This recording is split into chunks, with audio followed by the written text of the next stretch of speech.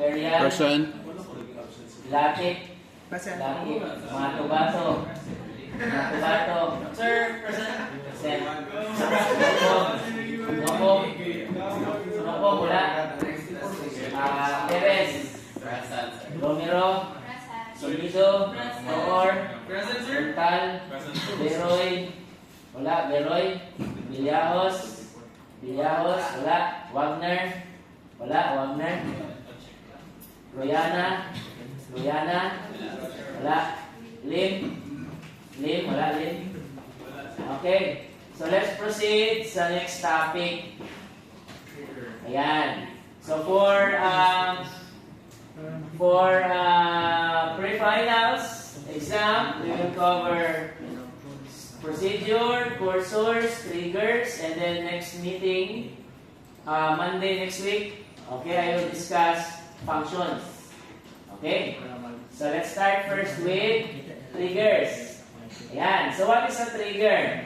Trigger is a procedure that is called every time you perform the following actions like insert, update, and delete. Ayan. Okay? So let me give you an example. Okay, so MySQL. Okay, command prompt. Ayan, so for this example, I will use Workbench. Okay, so that you can see the result. Okay, so I will introduce you to Workbench as well. Ayan. So I will open an existing model.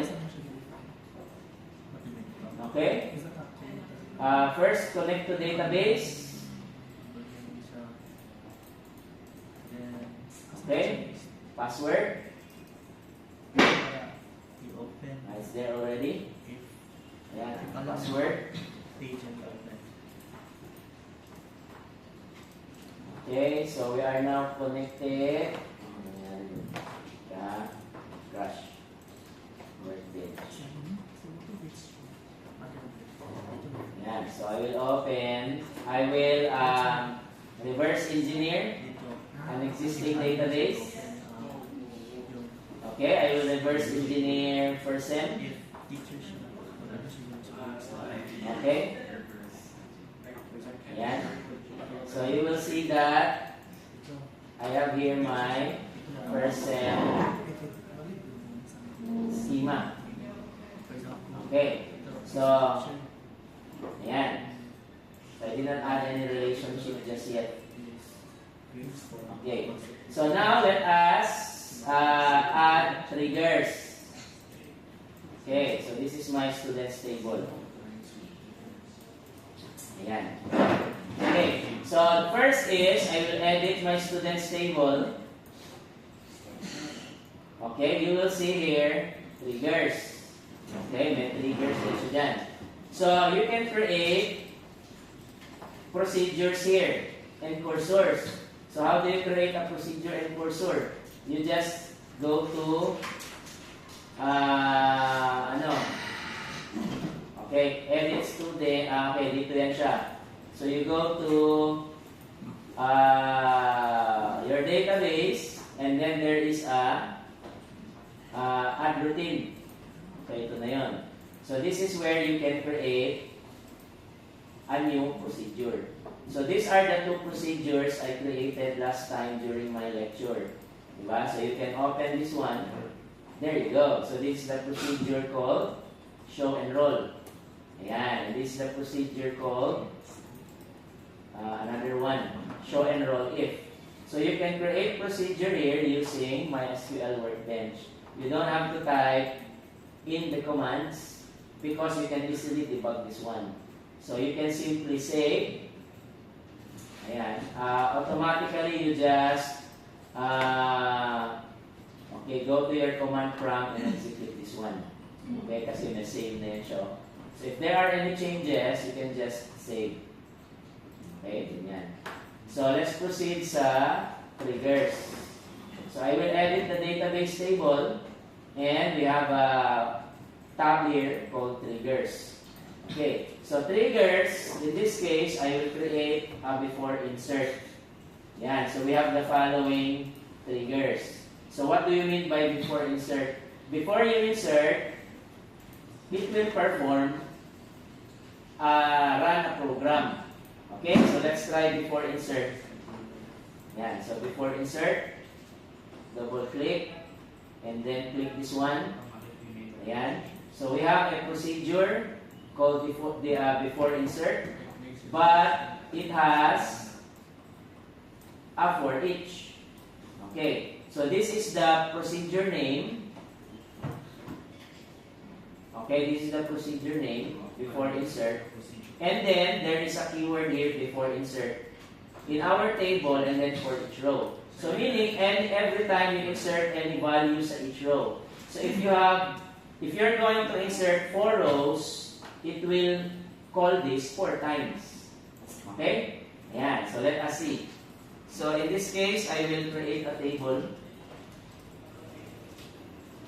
Okay. Okay. Let me give you an example.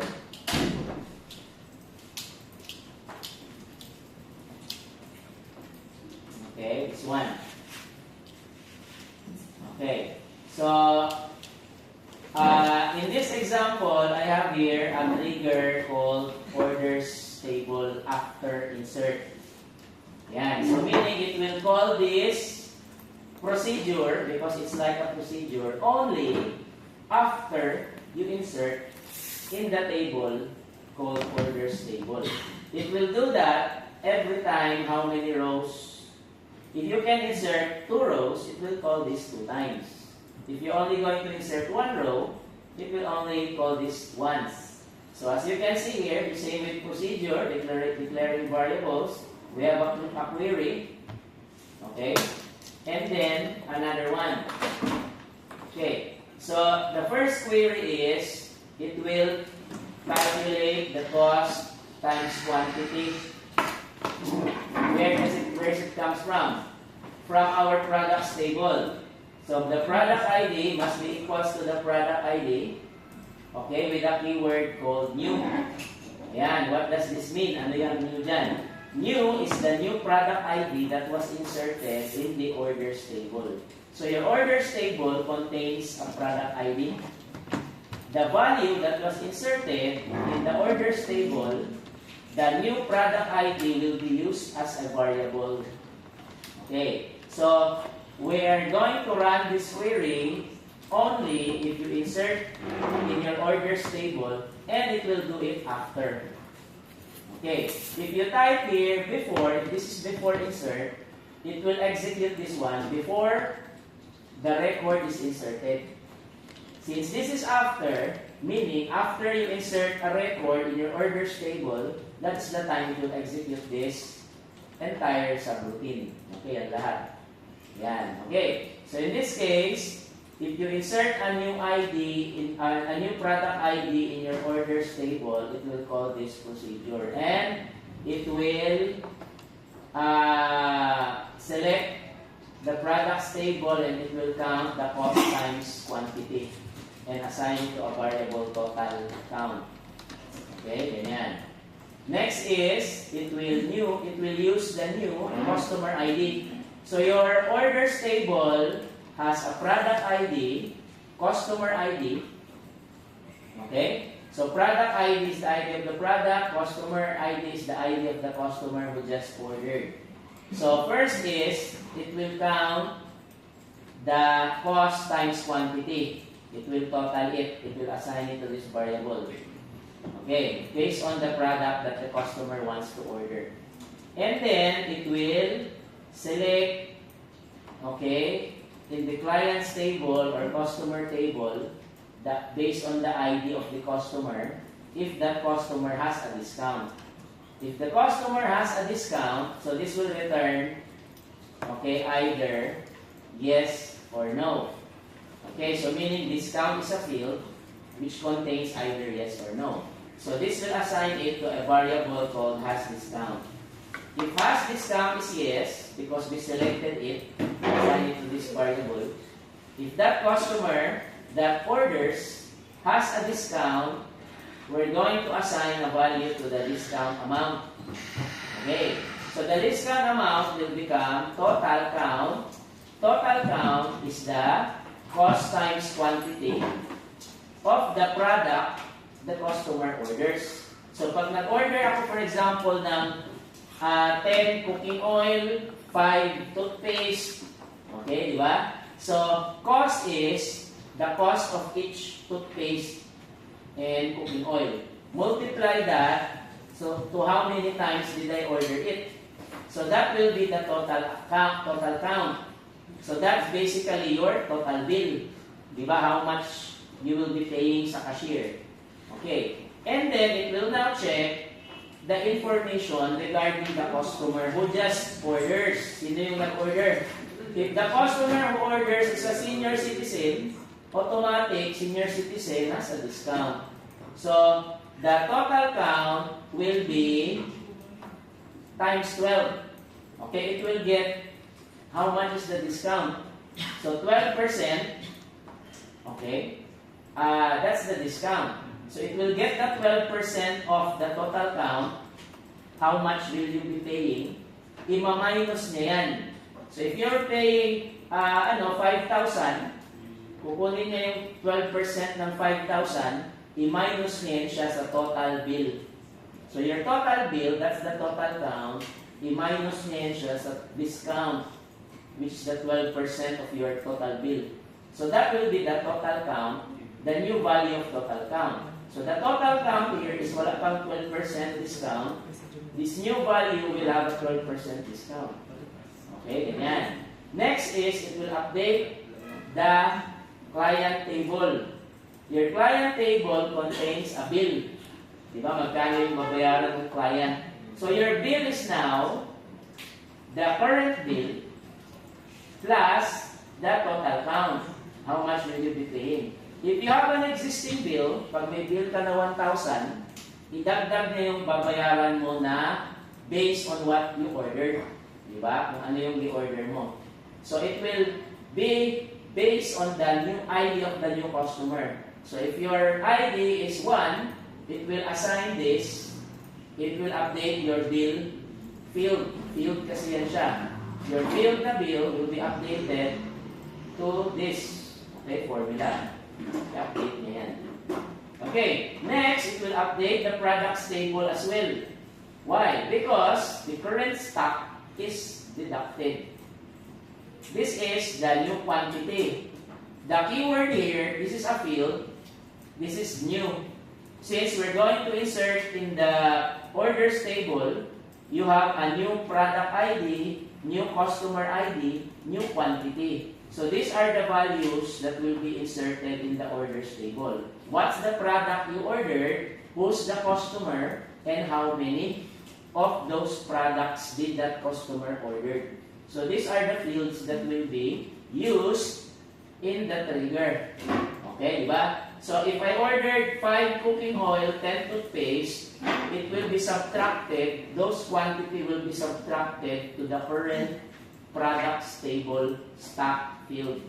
So maminusan ang istante ninyo, yung stall.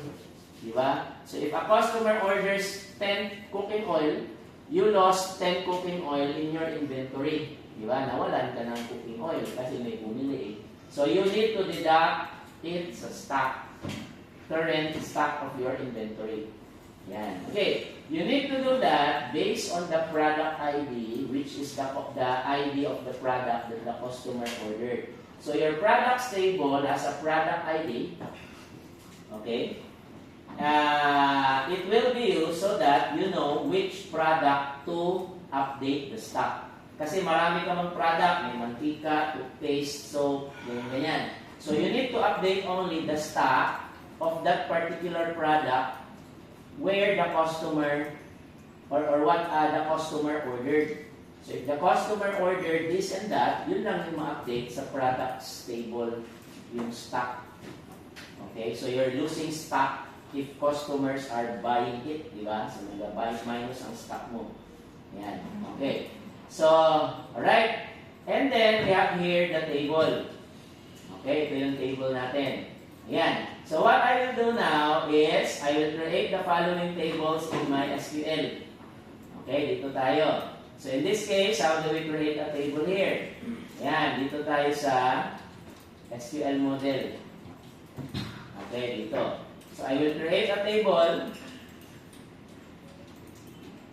Okay, add table. I will call this client table. Okay, and then what are the fields? This is a primary key, customer ID.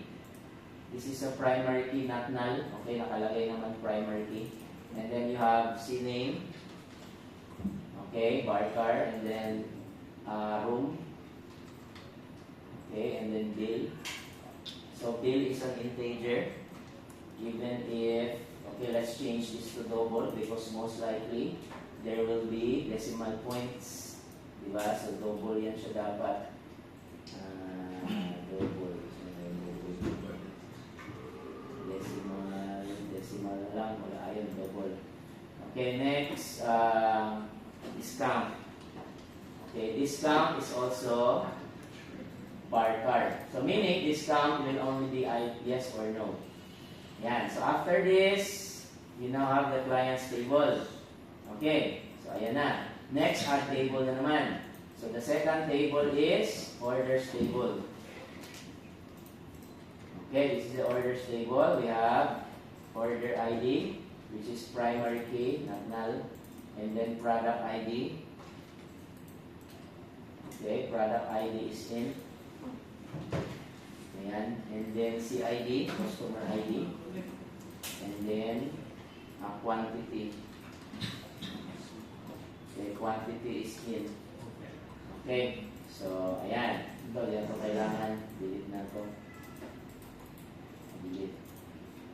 Okay, so we have order ID, product ID, CID, quantity. Yan, so we have orders table. Ayan. Next, another one, products table. So these are all required in your example. Okay, products table, your product ID, product name, cost, stock. Yan. So, okay, cost is integer. And then stock is integer. Yan. Okay, ito siya, wala na ito. Delete. Okay, so you have product ID, product name, cost, and stock. Okay, so let's now create the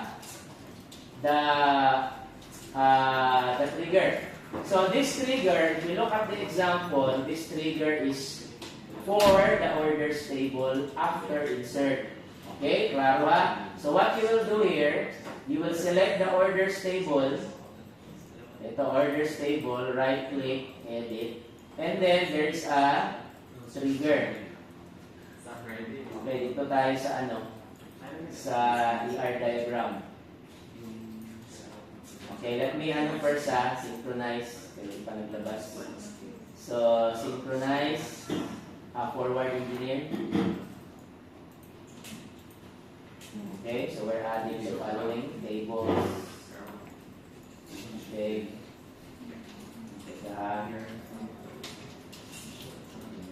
Delete the procedure.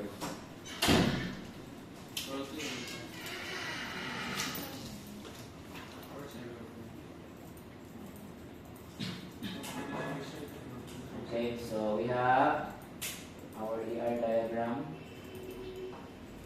Okay, we have our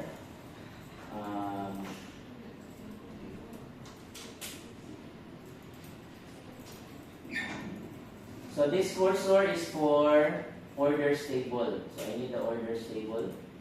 Ayan, right click, edit. Okay, you will see here. Ayan, sa ibaba, you have triggers. Okay, so our trigger is for after insert. Okay, so dito tayo sa after insert. At, okay, there you go. So in this case, we're going to add the following statements. Okay, ayan. So, I will copy this and then paste. Okay, there you go. So we have the following statements now. So this is automatically created. You don't have to type this one. Okay? So after insert. Ayan, after insert. Ayan. Okay. So next is, let us forward engineer. Save muna. Okay, save already. Okay, forward engineer. So you will see here, I'm adding a trigger. Okay, sa forward engineer. So we have the following. Sana yun? Ayan, this is the trigger that will be added. So next. Okay, wait.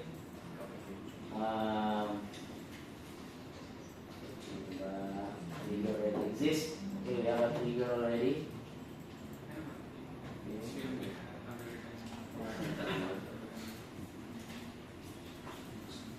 Orders table.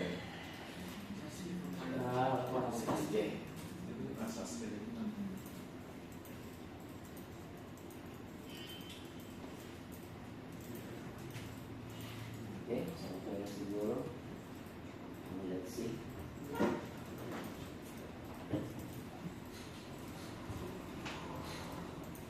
Okay, let's see.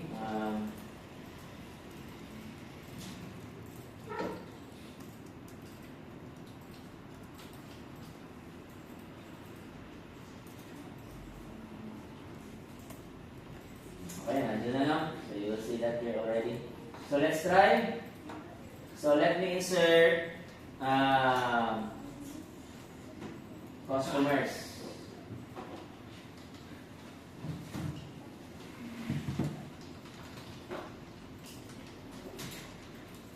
Okay, this is the database.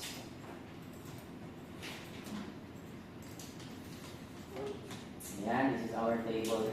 So I will add, if you look at the code again, you need to have number 1, products. Okay, kailangan may products ka. So this is your products table. Okay, so let me describe products underscore table. Products. Ayan. Okay, so let me insert into products. Ayan, values. So this is product ID, product name, cost, and stock. So product name is suka, cost is 100, stock is 5. Okay, 5 lang yung suka natin. Wait, I need to add use pa pala. Okay, kalimutan. Use naman. Products. Okay, it's products table. Sorry, products table. Okay, and then we have another product.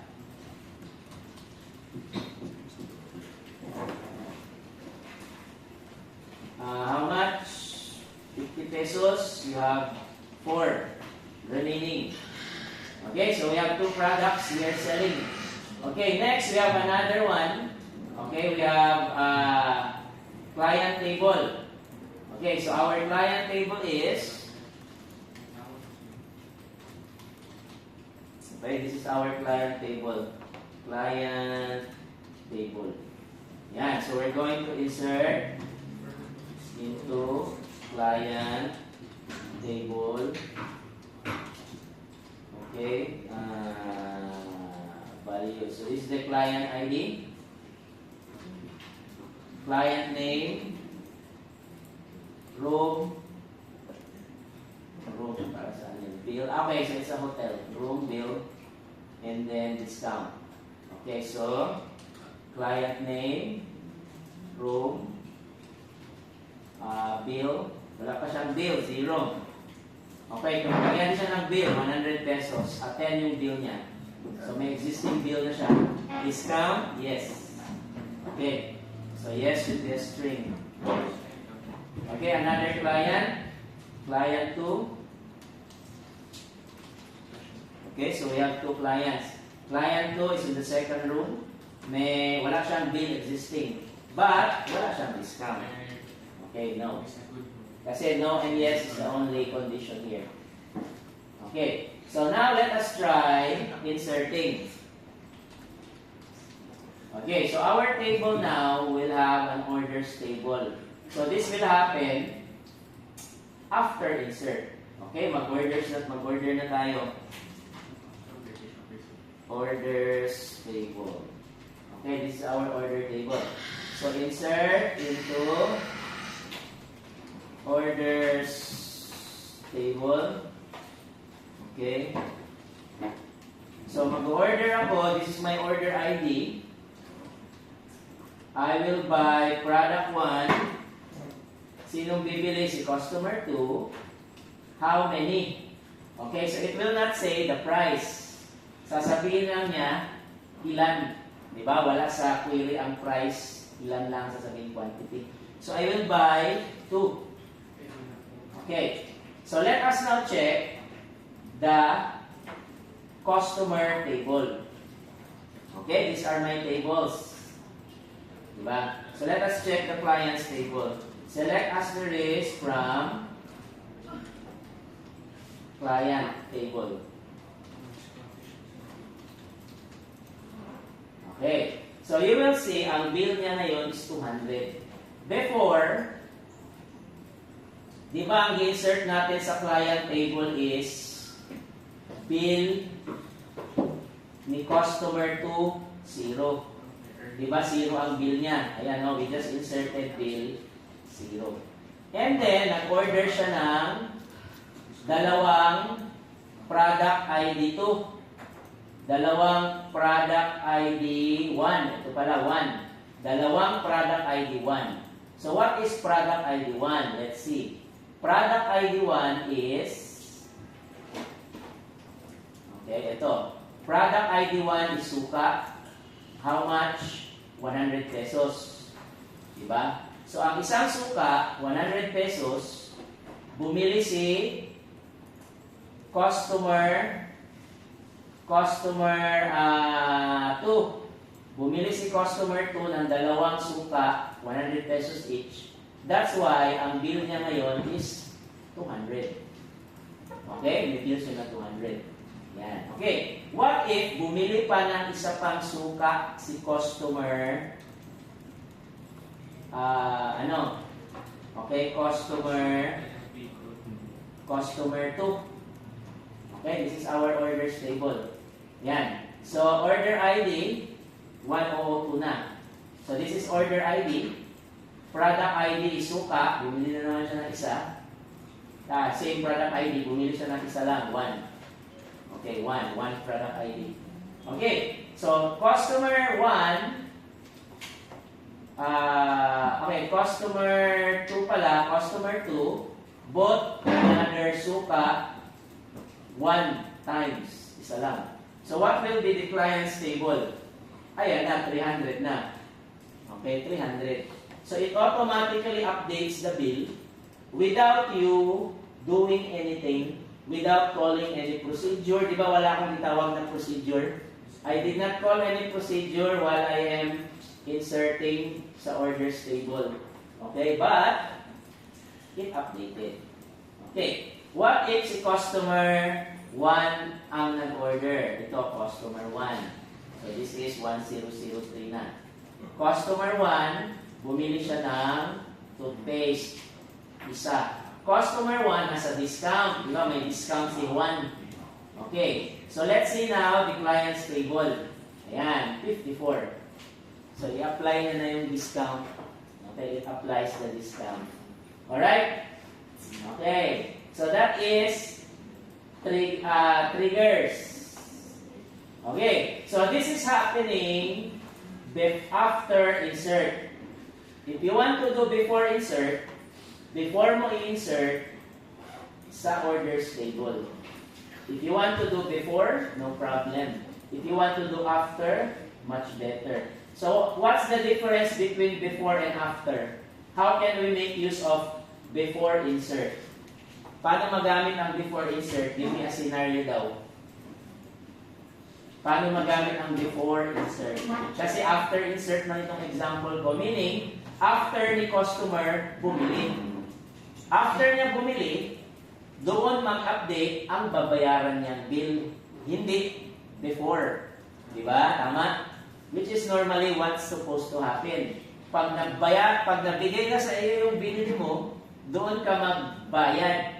Diba? You're not going to pay if it's not given to you yet, the product you're purchasing. Diba? That's why this is after insert. What about before insert? Saan natin pwede magamit?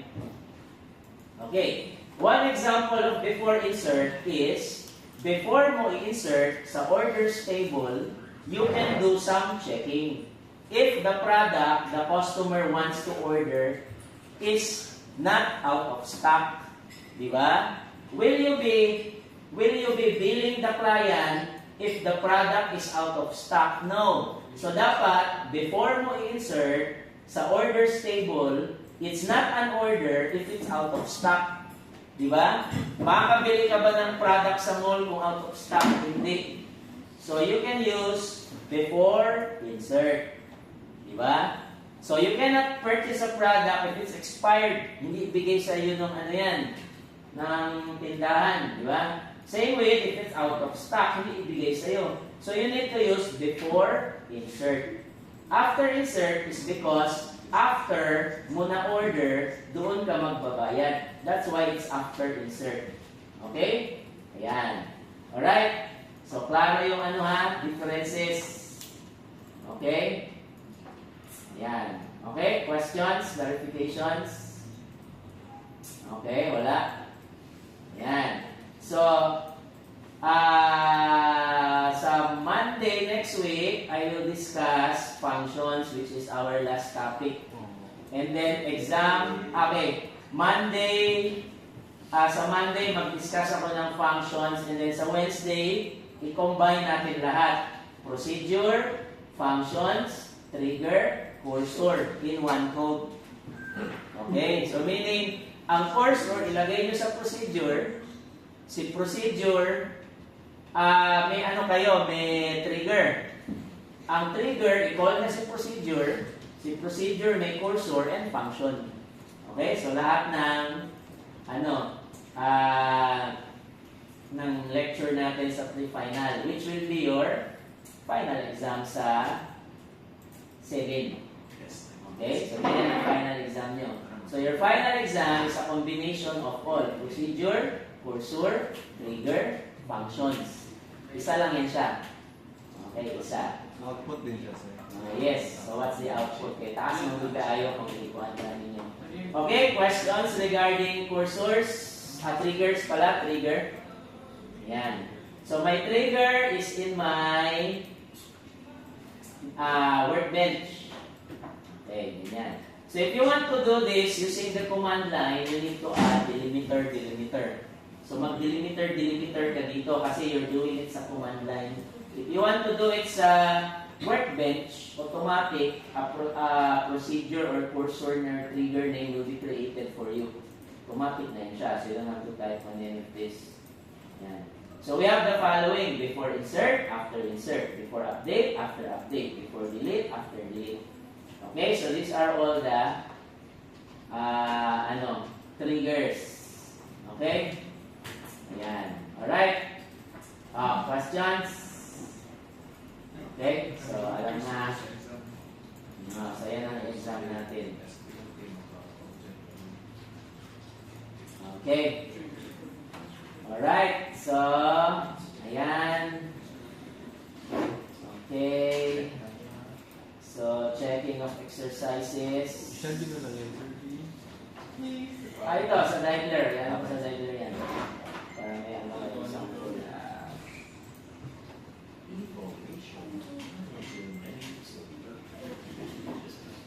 Okay, already your exercises for checking. Sir, wala pa yun. Wala pa.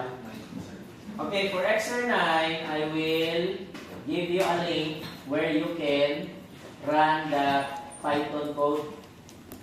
Okay, Python code. And then your Python code must be